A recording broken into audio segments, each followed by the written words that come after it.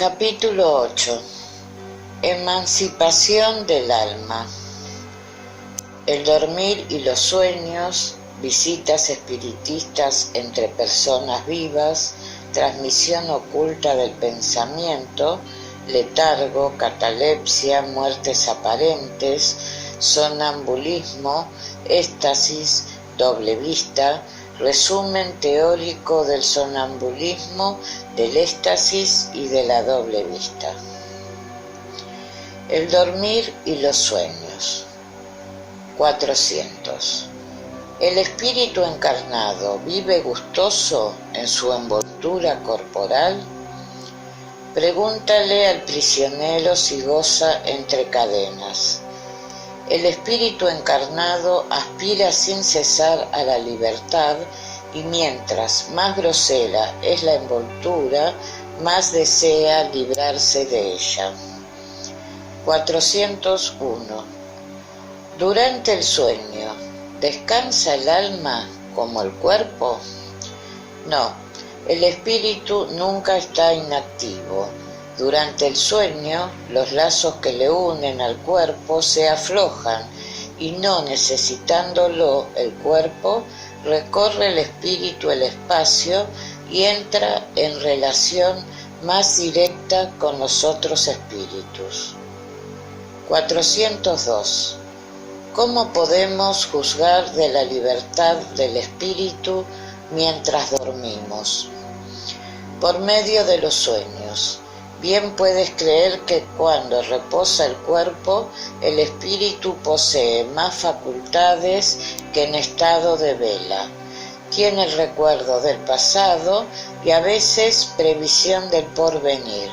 Adquiere mayor poder y puede ponerse en comunicación con los otros espíritus. Ya en este momento, tú dices con frecuencia: he tenido un sueño estrambólico, horrible, pero inverosímil.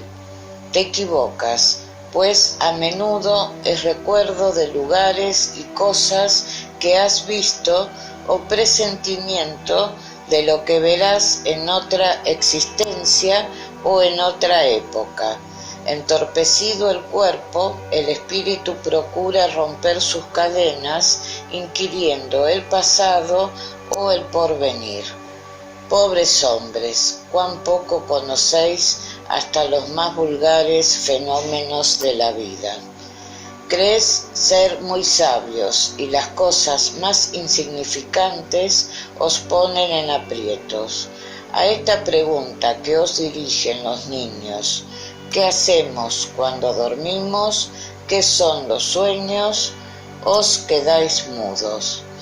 El sueño libra parcialmente el alma del cuerpo. Cuando uno duerme, se encuentra por un momento en el mismo estado en que fijamente se halla después de la muerte. Los espíritus que con prontitud se separan de la materia en el acto de la muerte han tenido sueños inteligentes. Cuando duermen, se unen de nuevo a la sociedad de otros seres superiores a ellos, viajan, hablan y se instruyen con ellos, y hasta trabajan en obras que encuentran completamente hechas al morir. Esto debe enseñaros una vez más a no temer a la muerte, puesto que, según las palabras del santo, morís todos los días. Esto respecto de los espíritus elevados. Pero cuando a la mayoría de los hombres que, al morir, han de permanecer durante mucho tiempo en esa turbación, en esa incertidumbre de que os han hablado, van a mundos inferiores a la tierra, a donde les llaman antiguos afectos, o buscan quizás placeres más bajos que los que tienen, y doctrinas más viles aún, más innobles, más nocivas que las hay que entre todos vosotros profesan. Y lo que engendra la simpatía en la tierra no es otra cosa que el hecho de sentirse uno al despertar, aproximado por el corazón a aquellos con quienes se acaban de pasar 8 o 9 horas de dicha o de placer. Explica también esas antipatías invencibles, el conocer en el fondo del corazón que tales gentes tienen distinta conciencia de la nuestra, porque las reconocemos sin haberlas visto nunca con los ojos.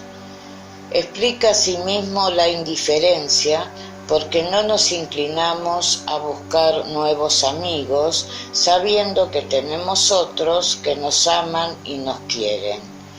En una palabra, el sueño influye en vuestra vida más de lo que pensáis. Por medio del sueño, los espíritus encarnados están siempre en relación con el mundo de los espíritus y por esto los superiores consienten, sin mucha repugnancia, en encarnarse entre vosotros. Dios ha querido que, durante su contacto con el vicio, puedan ir en busca de fuerzas al origen del bien, para que ellos que vienen a instruir a los otros no falten también. El sueño es la puerta que Dios les ha abierto para con sus amigos del cielo. Es el recreo después del trabajo. Interín llega la libertad final que ha de restituirlos a su verdadero centro.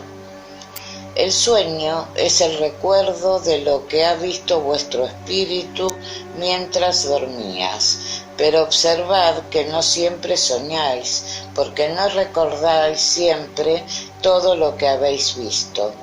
No está vuestra alma en todo el desarrollo y a menudo el sueño no es más que el recuerdo de la turbación que se une a vuestra partida o a vuestro regreso, al cual se junta el de lo que habéis hecho, o que os preocupa en estado de vela. Y de no ser así, ¿cómo explicarías esos sueños absurdos que tiene así el más sabio como el más ignorante?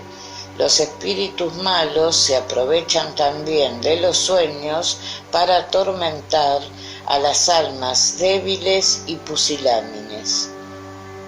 Por lo demás, dentro de poco veréis desarrollarse otra especie de sueños, que, aunque tan antigua como la que conocéis, la ignorás ahora. El sueño de Juana de Arco, de Jacob, de profetas judaicos y de adivinos indios, sueño que es el recuerdo que el alma completamente separada del cuerpo conserva de la segunda vida de que os hablaba hace un momento. Procurad distinguir bien estas dos especies de sueños en aquellos que recordéis, pues sin ello caerías en contradicciones y errores que serían funestos a vuestra fe.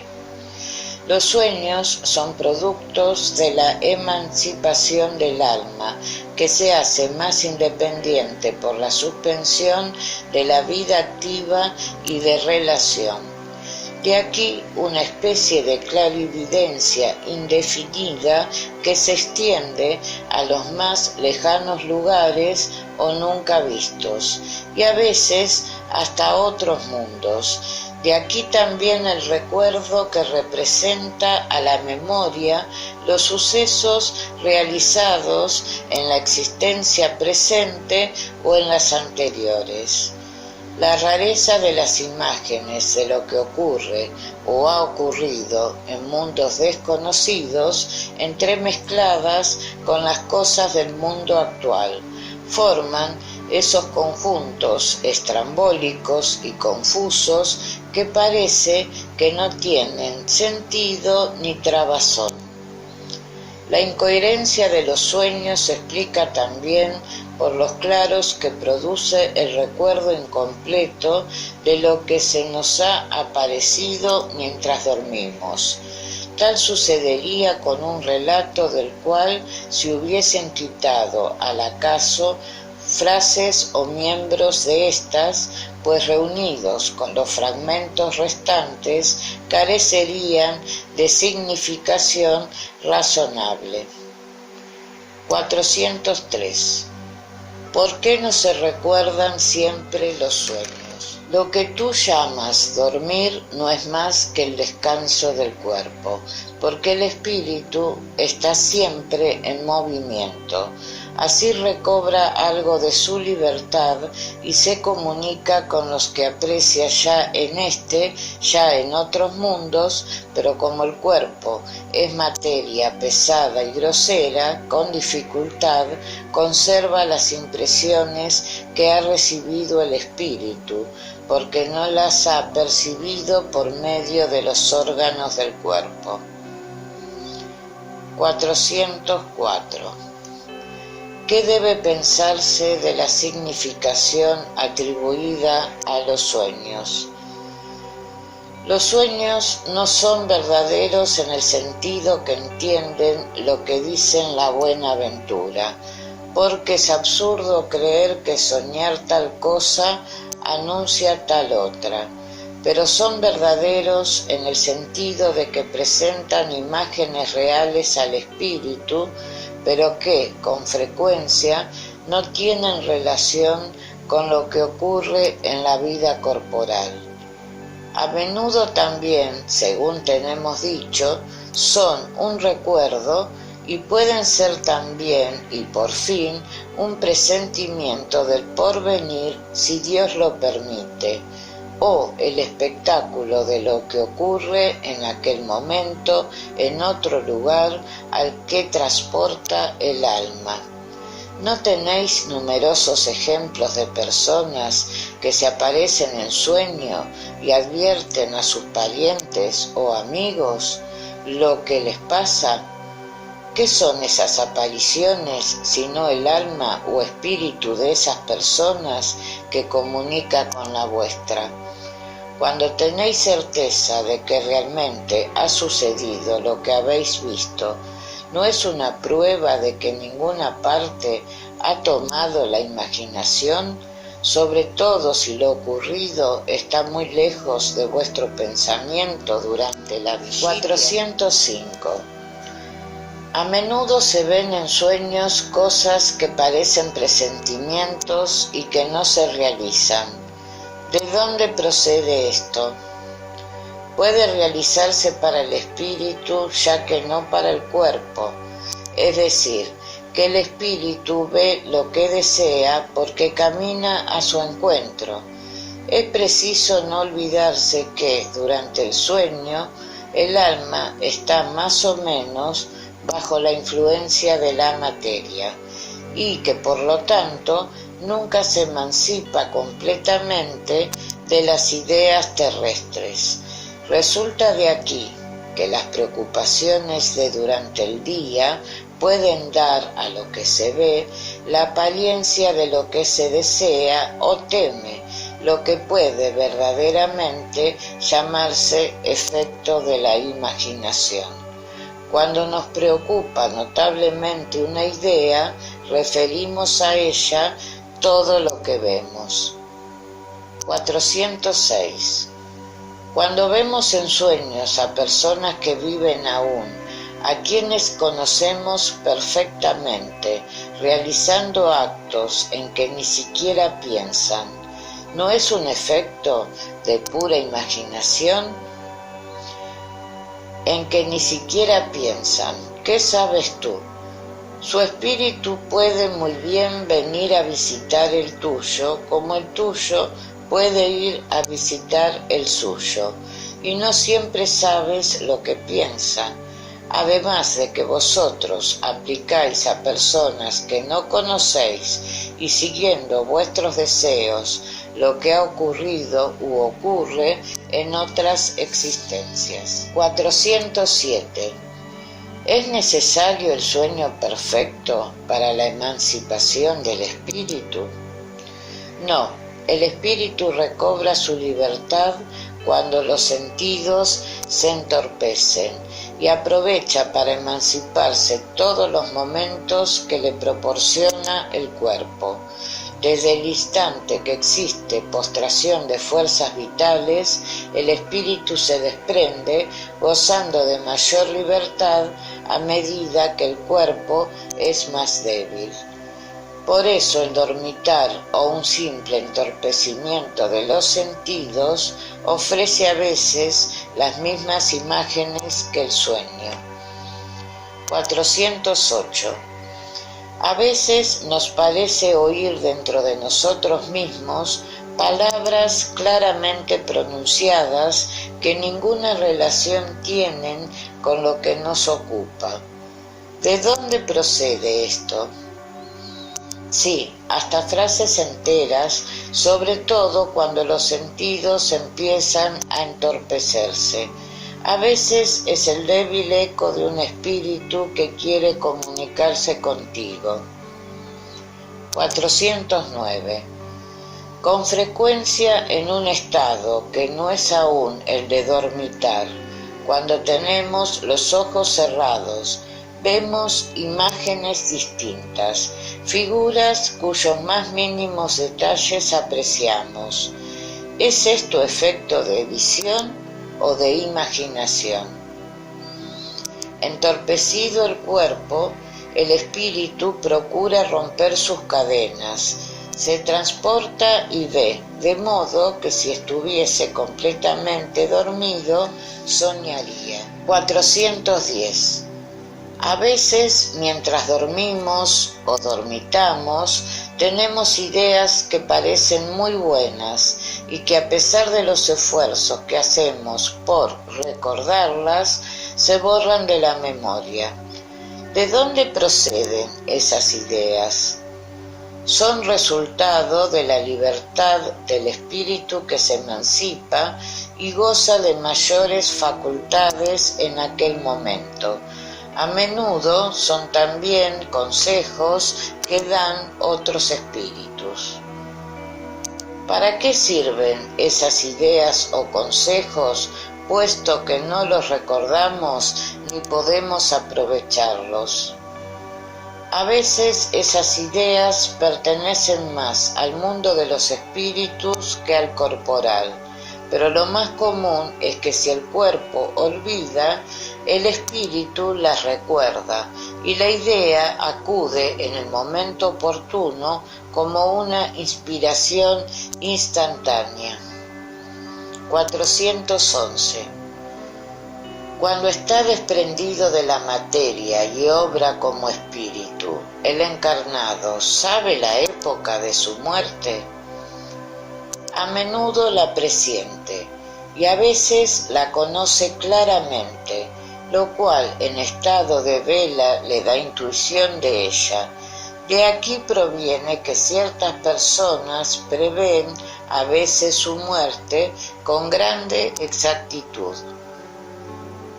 412. La actividad del espíritu durante el descanso o sueño del cuerpo puede hacer que éste experimente cansancio. Sí, porque el espíritu está sujeto al cuerpo, como el globo aerostático al poste de donde está atado, y así como las sacudidas del primero conmueven al segundo, la actividad del espíritu reacciona sobre el cuerpo y puede hacerle experimentar cansancio. Visitas espiritistas entre personas vivas. 413. Del principio de la emancipación del alma durante el sueño, parece resultar que tenemos una doble existencia simultánea, la del cuerpo que nos da la vida de relación externa y la del alma que nos da la vida de relación oculta. ¿Es exacto eso? En el estado de emancipación, la vida del cuerpo cede a la del alma, pero propiamente hablando, no son dos existencias. Mejor, son dos fases de la misma existencia, porque el hombre no vive doblemente. 414. Dos personas que se conocen, ¿pueden visitarse mientras duermen? Sí, y muchos otros que no creen conocerse se reúnen y se hablan. Sin sospecharlo, tú puedes tener amigos en otros países. El hecho de visitar durante el sueño a personas que pueden seros útiles, amigos, parientes y conocidos, es tan frecuente que casi todas las noches lo verificáis. 415. ¿Cuál puede ser la utilidad de esas visitas nocturnas, puesto que no las recordamos? Generalmente, al despertar se conserva la intuición y con frecuencia originan ciertas ideas espontáneas que no se explican y son las mismas que se han adquirido durante aquellas conversaciones. 416. ¿Puede por medio de la voluntad provocar el hombre las visitas espiritistas? ¿Puede, por ejemplo, decir al dormirse: quiero encontrarme esta noche en espíritu con tal persona, hablarle y decirle tal cosa? He aquí lo que ocurre. El hombre se duerme, su espíritu se desprende y con frecuencia lejos está este último de seguir lo que el hombre había resuelto, porque la vida del hombre interesa poco al espíritu cuando está desprendido de la materia. Esto ocurre respecto de los hombres algún tanto elevados, pues los otros pasan de muy distinto modo su existencia espiritual. Se entregan a sus pasiones o permanecen inactivos. Puede suceder, pues, que según el motivo que se proponga, el espíritu vaya a visitar a las personas que desea visitar, pero aunque tenga esta voluntad estando despierto, no es una razón para que así suceda. 417. Un cierto número de espíritus encarnados ¿pueden reunirse y formar asambleas? Sin duda alguna. Los lazos de amistad antiguos o recientes reúnen con frecuencia de este modo a diversos espíritus que son felices estando juntos. Por la palabra antiguos deben entenderse los lazos de amistad contraída en anteriores existencias. Al despertarnos tenemos intuición de las ideas que hemos adquirido en esas conversaciones ocultas, pero cuyo origen ignoramos. 418. Una persona que creyese muerto a uno de sus amigos, no estándolo, podría encontrarse con él en espíritu y saber de este modo que está vivo. ¿Podría en semejante caso tener intuición al despertar? Como espíritu puede ciertamente verlo y conocer su suerte. Si la creencia de que está muerto su amigo no la tiene impuesta como una prueba, tendrá un presentimiento de su existencia como puede tener el de su muerte. Transmisión oculta del pensamiento. 419. ¿De dónde procede que una misma idea, la de un descubrimiento, por ejemplo, surge en muchos puntos a la vez? Ya hemos dicho que durante el sueño los espíritus se comunican entre sí. Pues bien, cuando el cuerpo se despierta, el espíritu recuerda lo que ha aprendido y el hombre cree haberlo inventado. Así es como muchos pueden encontrar a la vez una misma cosa. Cuando decís que una idea está en el aire, cometéis una figura más exacta de lo que creéis, y cada uno contribuye a propagarla sin sospecharlo. De este modo, nuestro espíritu revela a menudo por sí mismo y sin saberlo a otros lo que le ocupaba mientras estaba despierto el cuerpo. 420. Los espíritus pueden comunicarse estando completamente despierto el cuerpo. El espíritu no está encerrado en el cuerpo como en una caja, irradia a su alrededor y por esto puede comunicarse con otros aún en estado de vela, aunque lo haga con mayor dificultad entonces. 421.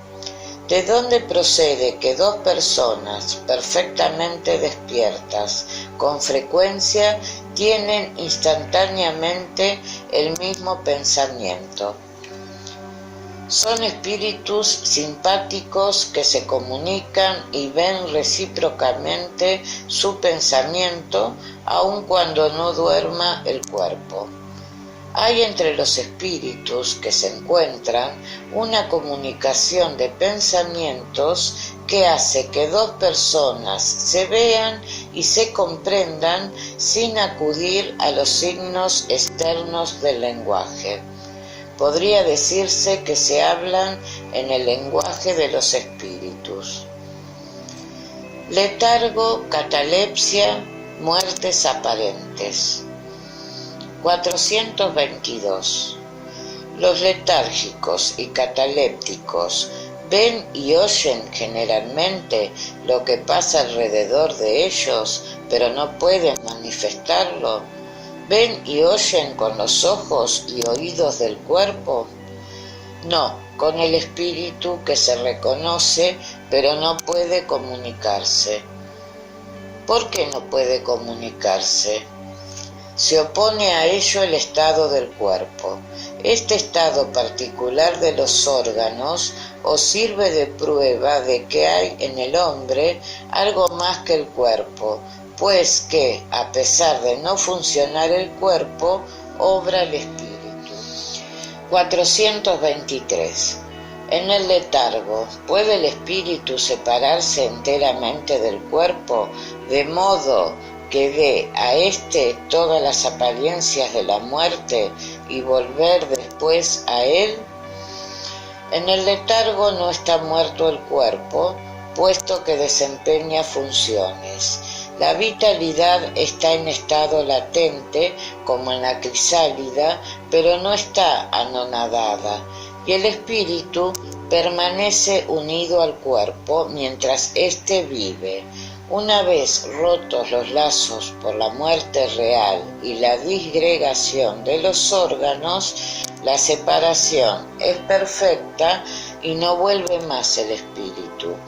Cuando un hombre aparentemente muerto vuelve en sí, señales de que la muerte no era completa. 424. Por medio de cuidados prestados a tiempo, ¿se pueden reanudar los lazos que están a punto de romperse y volver la vida a un ser que moriría definitivamente por falta de auxilios? Sin duda que sí, y cada día tenéis la prueba de ello.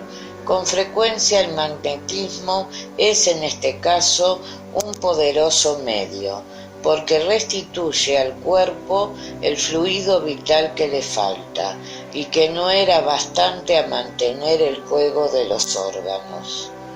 El letargo y la catalepsia tienen el mismo principio, que es la pérdida momentánea de la sensibilidad y del movimiento por una causa fisiológica inexplicada aún. Se diferencian en que en el letargo la suspensión de las fuerzas vitales es general y da al cuerpo todas las apariencias de la muerte. En la catalepsia está localizada y puede afectar una parte más o menos extensa del cuerpo, de modo que deje a la inteligencia en libertad de manifestarse, lo que impide que se la confunda con la muerte. El letargo siempre es natural. La catalepsia a veces es espontánea, pero puede ser provocada y destruida artificialmente por la acción magnética. Sonambulismo. 425. ¿El sonambulismo natural tiene relación con los sueños? ¿Cómo puede explicarse? Es una independencia del alma más completa que la del sueño, y entonces están más desarrolladas las facultades. Tiene el alma percepciones que no tenía en el sueño, estado imperfecto de sonambulismo. En el sonambulismo, el espíritu se pertenece a sí mismo completamente, y estando hasta cierto punto en estado cataléptico, los órganos no reciben las impresiones externas.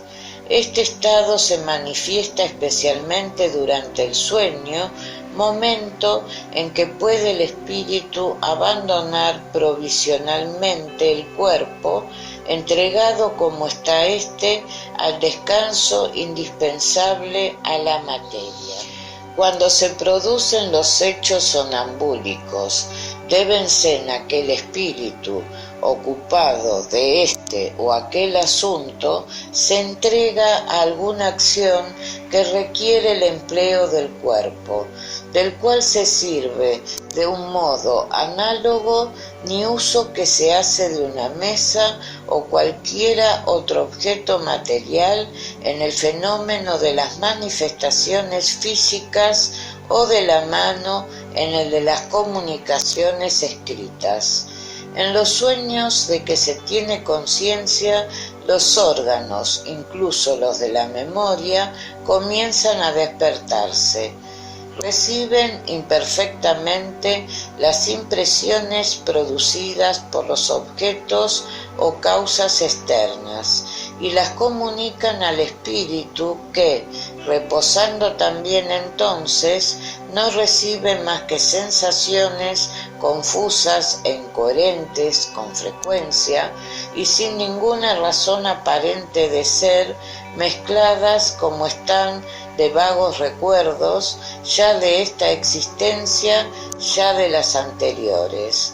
Fácil es entonces comprender por qué los sonámbulos no tienen ningún recuerdo y por qué los sueños, cuyo recuerdo conservamos, no tienen sentido alguno las más de las veces.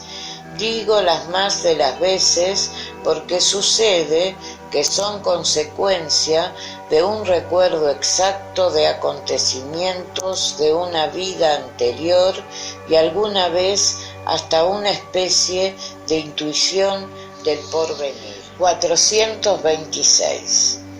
El sonambulismo llamado magnético ¿tiene relación con el natural? Es uno mismo, sino que el primero es provocado. 427. ¿Cuál es la naturaleza del agente llamado fluido magnético?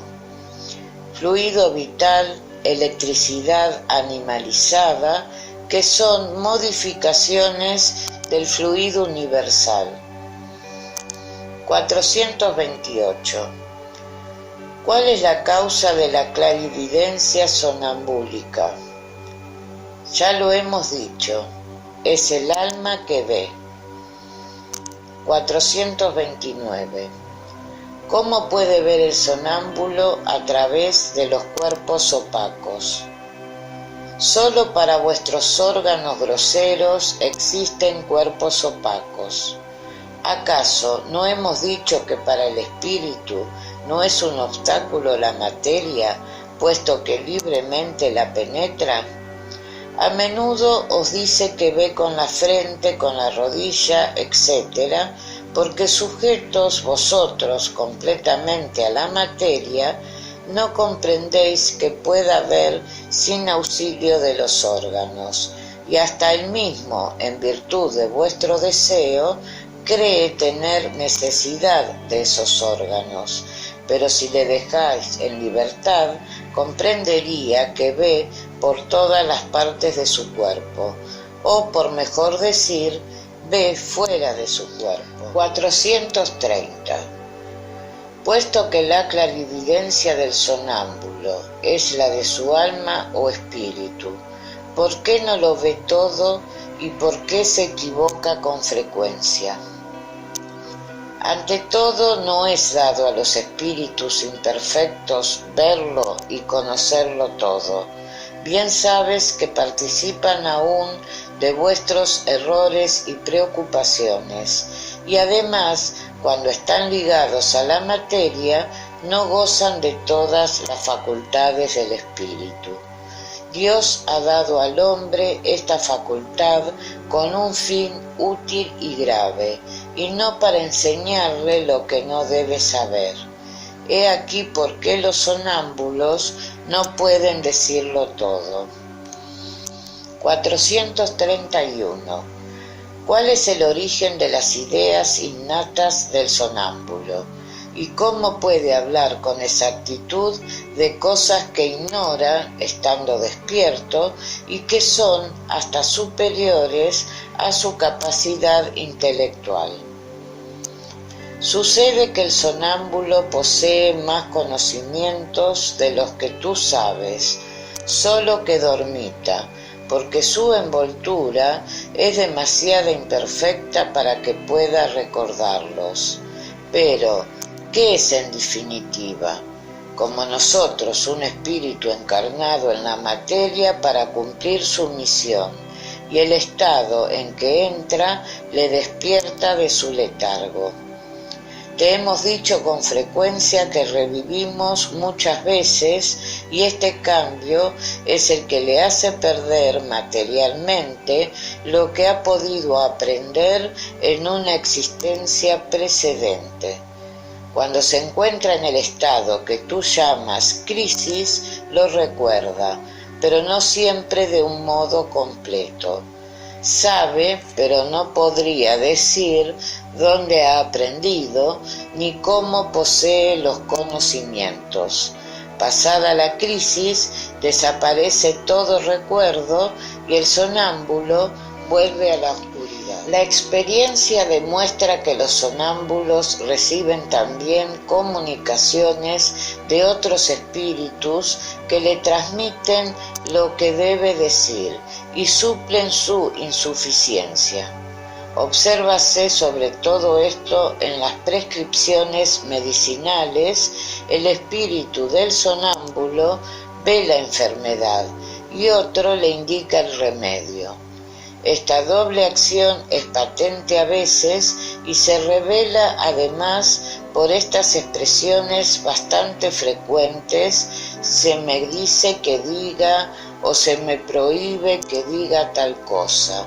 En este último caso siempre es peligroso insistir en obtener una revelación que se niega, porque entonces se da pie a los espíritus ligeros que de todo charlan sin escrúpulo y sin cuidarse de la exactitud. 432. ¿Cómo se explica la visita a distancia de ciertos sonámbulos? ¿No se transporta el alma durante el sueño? Pues lo mismo sucede con el sonámbulo. 433. El desarrollo mayor o menor de la clarividencia sonambúlica depende de la organización física o de la naturaleza del espíritu encarnado. De la una y de la otra, puesto que hay disposiciones físicas que permiten al espíritu desprenderse más o menos fácilmente de la materia. 434. Las facultades de que goza el sonámbulo son las mismas que las del espíritu después de la muerte. Hasta cierto punto, porque es preciso tener en cuenta la influencia de la materia a que está aún sujeto. 435. ¿Puede ver el sonámbulo a los otros espíritus? La mayor parte los ven perfectamente. Esto depende del grado y naturaleza de su lucidez, pero a veces no saben explicárselo al principio y los toman por seres corporales, lo que sucede especialmente a los que ningún conocimiento tienen del espiritismo. No comprenden aún la esencia de los espíritus, les maravilla su presencia y por esto creen ver personas vivas. El mismo efecto se produce en el acto de la muerte, en los que aún se creen vivos. Nada de lo de su alrededor encuentran cambiado. Paréceles que los espíritus tienen cuerpos semejantes a los nuestros y toman la apariencia del suyo por un cuerpo real. 436. El sonámbulo que ve a distancia, ¿ve desde el punto en que está su cuerpo o desde aquel donde está su alma? ¿A qué esta pregunta siendo el alma la que ve y no el cuerpo? 437.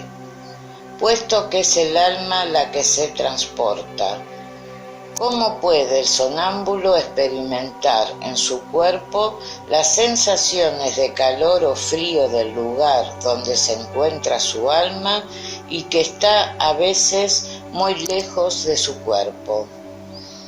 El alma no ha abandonado completamente al cuerpo, del cual depende siempre por el lazo que a él le liga. Este lazo es el conductor de las sensaciones. Cuando dos personas se comunican de una a otra ciudad por medio de la electricidad, esta es el lazo de los pensamientos de aquellas.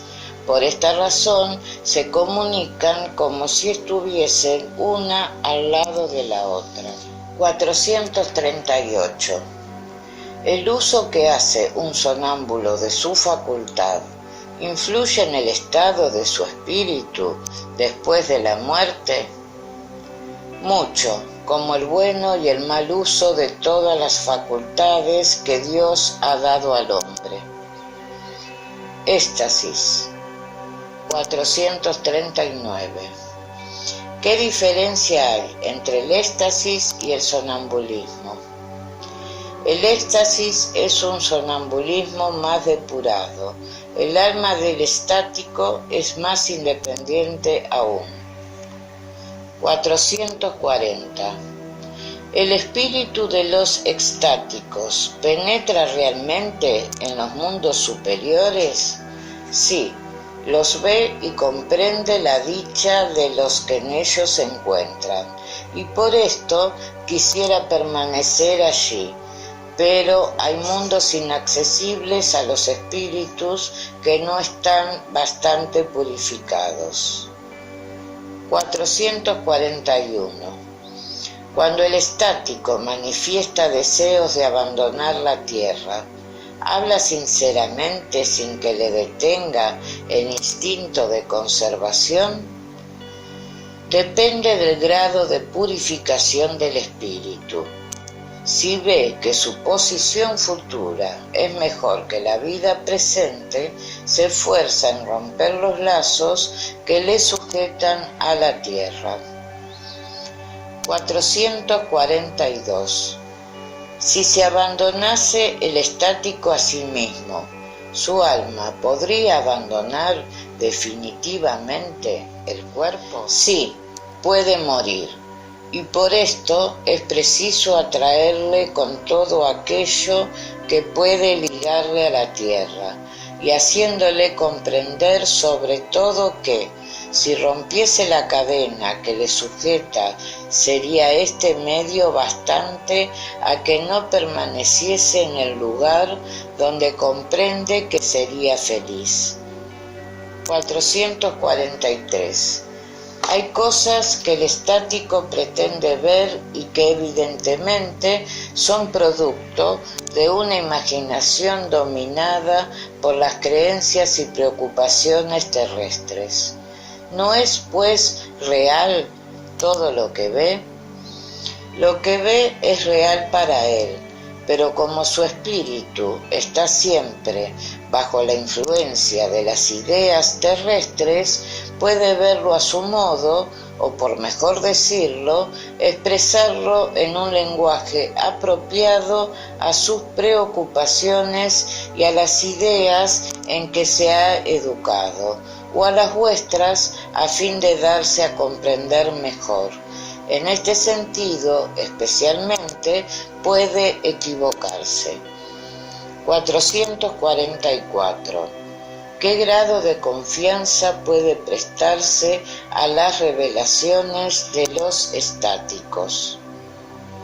El estático puede equivocarse con mucha frecuencia, sobre todo cuando quiere penetrar lo que debe ser un misterio para el hombre, porque entonces se entrega a sus propias ideas, o bien es ludibrio de espíritus mentirosos que aprovechan su entusiasmo para fascinarle.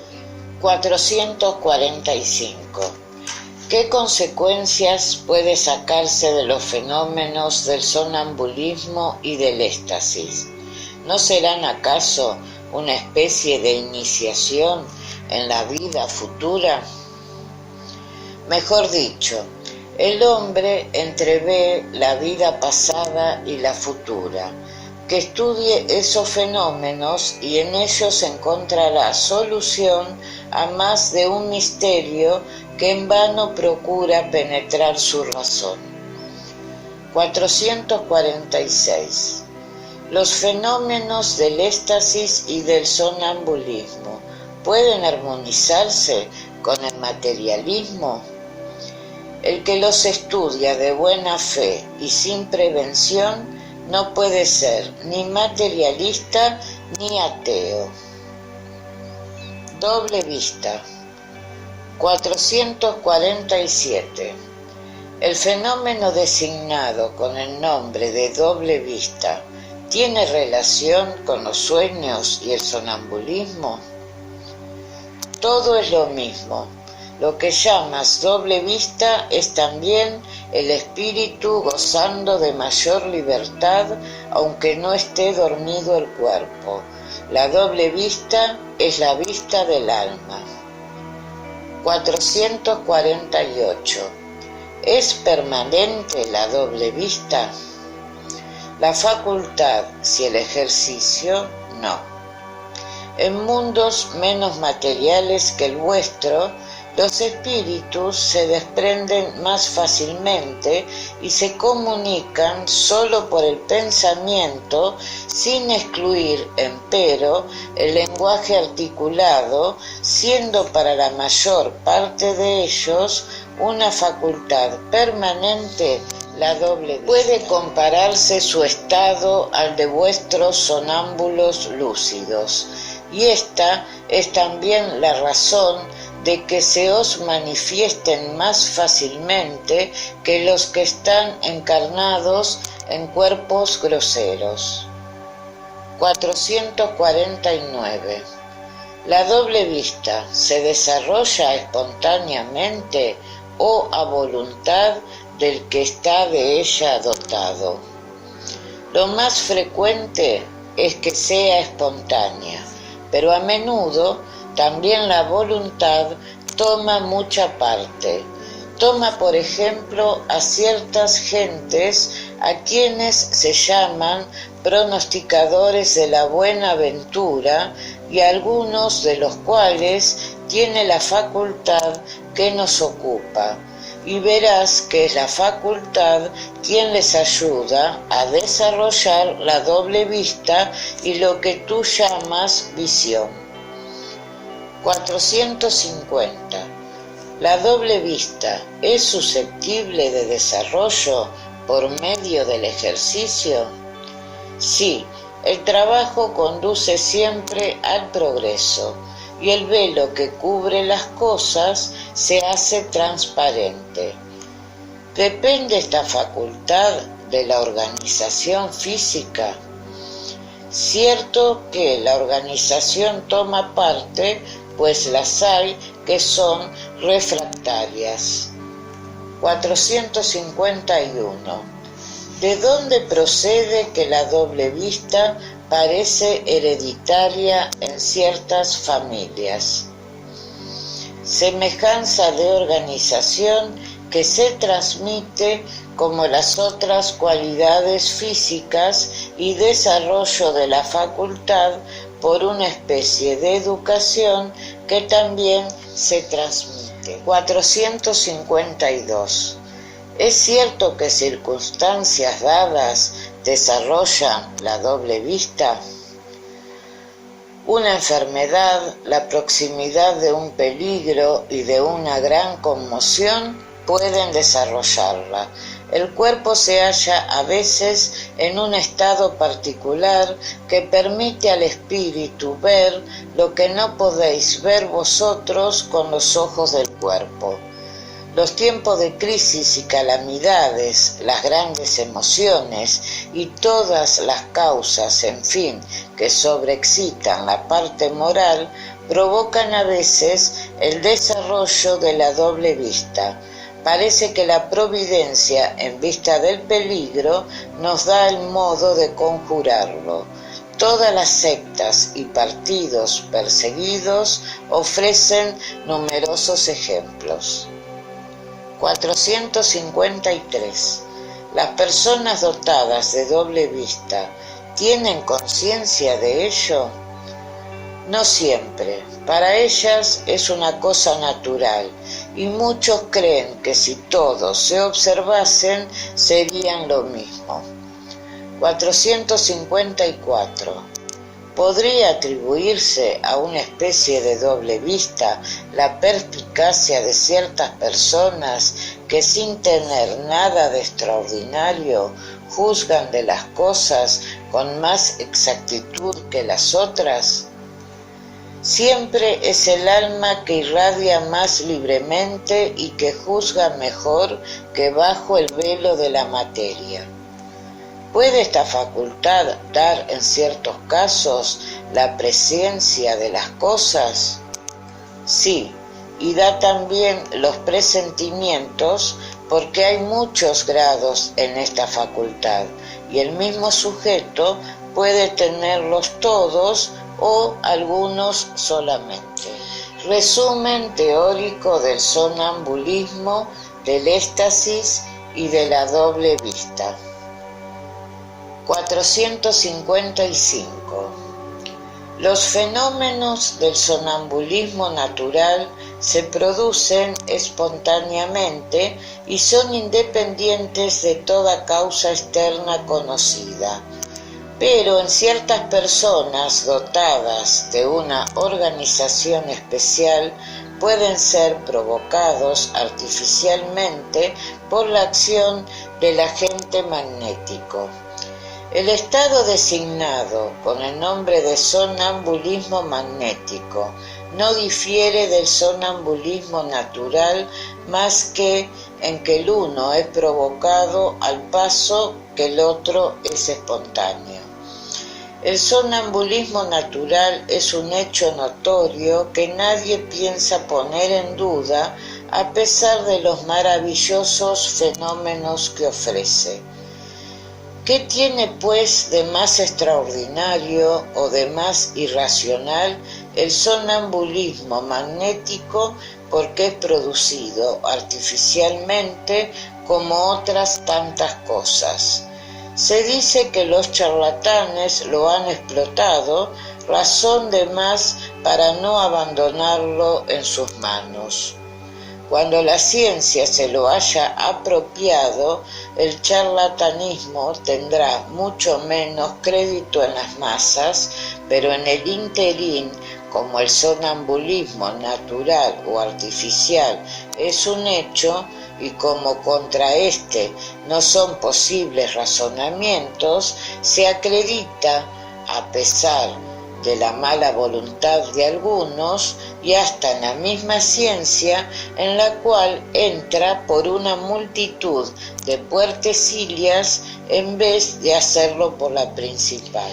Mas cuando haya penetrado del todo, preciso será concederle derecho de ciudadanía. Para el espiritismo, el sonambulismo es algo más que un fenómeno fisiológico, es una luz que refleja en la psicología. En él se puede estudiar el alma, porque se presenta a las claras y uno de los fenómenos que la caracterizan es la clarividencia independiente de los órganos ordinarios de la vista. Los que impugnan el fenómeno se fundan en que el sonámbulo no ve siempre y a voluntad del experimentador como con los ojos. Pero hemos de admirarnos de que, siendo diferentes los medios, no sean los mismos los efectos. ¿Es racional el pedir efectos idénticos, no existiendo el instrumento? El alma tiene sus propiedades como el ojo las suyas y debe juzgárselas en sí mismas y no por analogía.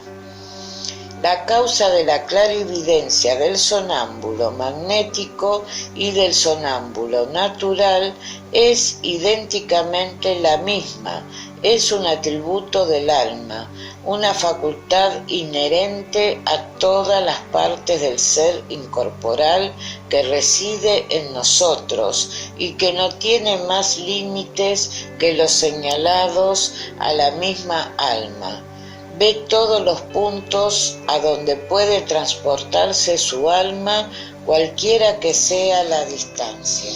En la vista a distancia, el sonámbulo no ve las cosas desde el punto donde está su cuerpo, y como por un efecto telescópico, las ve presentes y como si estuviese en el lugar donde se encuentran, porque allí está en realidad su alma, y por esto su cuerpo está como anonadado y parece hallarse privado de sentimiento hasta que el alma vuelve a posesionarse de él. Esta separación parcial del alma y del cuerpo es un estado anormal que puede durar más o menos, pero no indefinidamente, motivo por el cual el cuerpo experimenta fatiga después de cierto tiempo, sobre todo cuando el alma se consagra a un trabajo activo. No estando circunscripta la vista del alma o del espíritu y no teniendo lugar determinado, queda explicado el por qué los sonámbulos no pueden señalarse órgano especial. Ven porque ven, sin saber cómo ni por qué, no teniendo para ello como espíritus lugar determinado la vista. Si se refiere a su cuerpo, paréceles que ese lugar está en los centros en que es mayor la actividad vital, principalmente en el cerebro, en la región epigástrica o en el órgano que según ellos es el punto de unión más tenaz entre el espíritu y el cuerpo. La potencia de la lucidez sonambúlica no es indefinida. Hasta el espíritu completamente libre está limitado en sus facultades y en sus conocimientos, según el grado de perfección a que ha llegado, y lo está más cuando está ligado a la materia cuya influencia siente. Esta es la causa de que la clarividencia sonambúlica no es universal ni infalible, menos puede fiarse en su infalibilidad cuando se la aparta del fin que se ha propuesto la naturaleza y se la constituye en objeto de curiosidad y de experimentación. En el estado de desprendimiento en que se encuentra el espíritu del sonámbulo, entra más fácilmente en comunicación con los otros espíritus desencarnados o encarnados. Establécese esta comunicación por medio del contacto de los fluidos que componen los periespíritus y sirven de conductores al pensamiento como el hilo eléctrico. El sonámbulo no necesita, pues, de que el pensamiento sea articulado por la palabra, lo siente y lo adivina, lo cual le hace eminentemente impresionable y accesible a las influencias de la atmósfera moral en que se haya colocado. Por esto también un concurso numeroso de espectadores y especialmente de curiosos más o menos malévolos perjudica esencialmente el desarrollo de sus facultades que se repliegan, por decirlo así, en sí mismas y no se despliegan con completa libertad más que en la intimidad y en un centro simpático. La presencia de personas malévolas o antipáticas producen en él el mismo efecto del contacto de la mano en la sensitiva. El sonámbulo ve a la vez su espíritu y su cuerpo. Son, por decirlo así, dos seres que le representan la doble existencia espiritual y corporal que se confunden, por lo tanto, por los lazos que los unen. No siempre se da el sonámbulo cuenta de esta situación, y semejante dualismo hace que hable a menudo de él como de un extraño, y es que tan pronto el ser corporal habla al espiritual como el espiritual al corporal. El espíritu adquiere un aumento de conocimientos y de experiencia en cada una de sus existencias corporales. Los olvida parcialmente durante su encarnación en una materia demasiado grosera, pero los recuerda como espíritu. Por esto ciertos sonámbulos revelan conocimientos superiores a su grado de instrucción y hasta su aparente capacidad intelectual. La inferioridad intelectual y científica del sonámbulo estando despierto, nada prejuzga pues sobre los conocimientos que puede revelar en estado lúcido. Según las circunstancias y el fin que nos propongamos, puede tomarlos de su propia experiencia, de la clarividencia de las cosas presentes o de los consejos que de otros espíritus recibe, pero como el suyo puede estar más o menos adelantado, puede decir cosas más o menos exactas.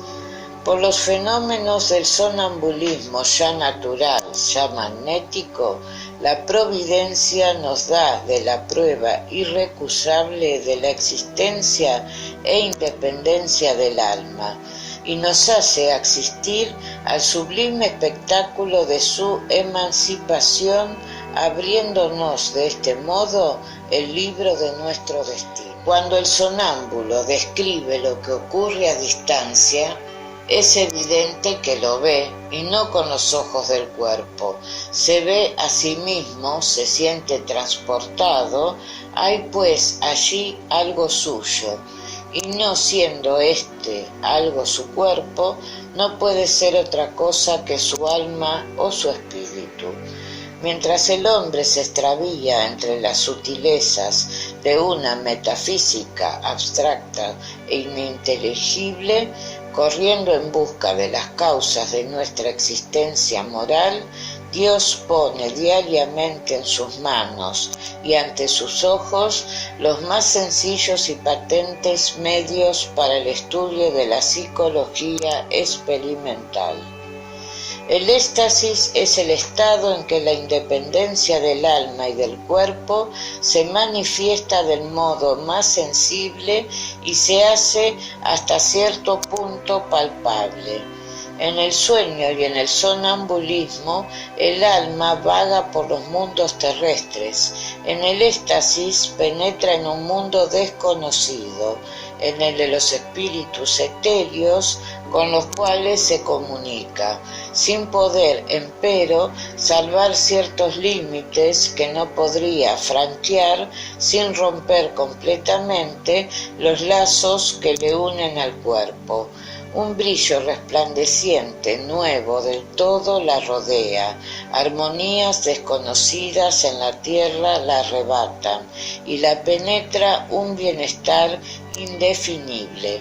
Goza anticipadamente de la beatitud celeste y puede decirse que pone un pie en el umbral de la eternidad. En el estado de éxtasis es casi completo el anonadamiento del cuerpo, no goza, por decirlo así, que de la vida orgánica, y se conoce que no está unida a él el alma más que por un hilo que bastaría a romper definitivamente un esfuerzo más. En semejante estado desaparecen todos los pensamientos terrestres para ceder su puesto al sentimiento puro, que es la misma esencia de nuestro ser inmaterial. Entregado totalmente a esta sublime contemplación, el estático considera la vida como una parada momentánea. Los bienes y los males, las alegrías groseras y las miserias de este mundo no son más que incidentes futiles de un viaje de cuya terminación se consideraría feliz.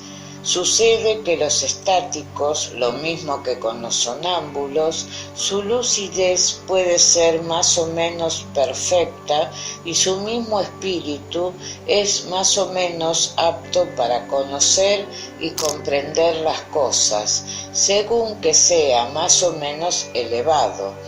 A veces es en ellos mayor la exaltación que la lucidez verdadera, o por mejor decir, su exaltación perjudica a la lucidez y por esto sus revelaciones son con frecuencia una mezcla de verdades y errores, de cosas sublimes y de cosas absurdas y hasta ridículas. Los espíritus inferiores se aprovechan a menudo de esa exaltación que siempre es causa de debilidad cuando no se sabe dominarla para gobernar al estático, y a este fin toman a sus ojos apariencias que mantienen sus ideas y preocupaciones vulgares. Esto es un escollo, pero todos los estáticos no son iguales, y tócanos a nosotros juzgar fríamente y pesar sus revelaciones en la balanza de la razón. La emancipación del alma se manifiesta a veces en estado de vela y produce el fenómeno designado con el nombre de doble vista, que da a los que de ella están dotados la facultad de ver, de oír o sentir más allá del límite de nuestros sentidos. Perciben las cosas desde todos los puntos a que el alma extiende su acción y las ven, por decirlo así, a través de la vista ordinaria y como por una especie de espejismo. En el momento en que se produce el fenómeno de la doble vista, el estado físico está sensiblemente modificado. Hay algo de vaguedad en los ojos, miran sin ver, y toda la fisonomía refleja una especie de exaltación. Se prueba que los órganos de la vista son extraños al fenómeno, porque la visión persiste a pesar de cerrar los ojos. Esta facultad parece a los que de ella gozan natural como la de ver, y es para ellos un atributo de un ser que no les parece excepcional. Sucede lo más comúnmente el olvido a esta lucidez pasajera, cuyo recuerdo más y más vago concluye por borrarse como el de un sueño. La potencia de la doble vista varía desde la sensación confusa hasta la percepción clara y neta de las cosas presentes o ausentes. en estado rudimentario da a ciertas personas el tacto, la perspicacia y una especie de seguridad en sus actos que puede llamarse la exactitud del golpe de vista moral. Más desarrollada despierta el presentimiento y más aún ofrece los acontecimientos realizados o a punto de realizarse. El sonambulismo natural y artificial, el éxtasis y la doble vista son variedades o modificaciones de una misma causa. Estos fenómenos, lo mismo que los sueños, son naturales y por esto han existido en todas las épocas. La historia nos dice que fueron conocidos y hasta explotados desde la más remota antigüedad, y en ellos se encuentra la explicación de una multitud de hechos que las preocupaciones han hecho considerar como sobrenaturales.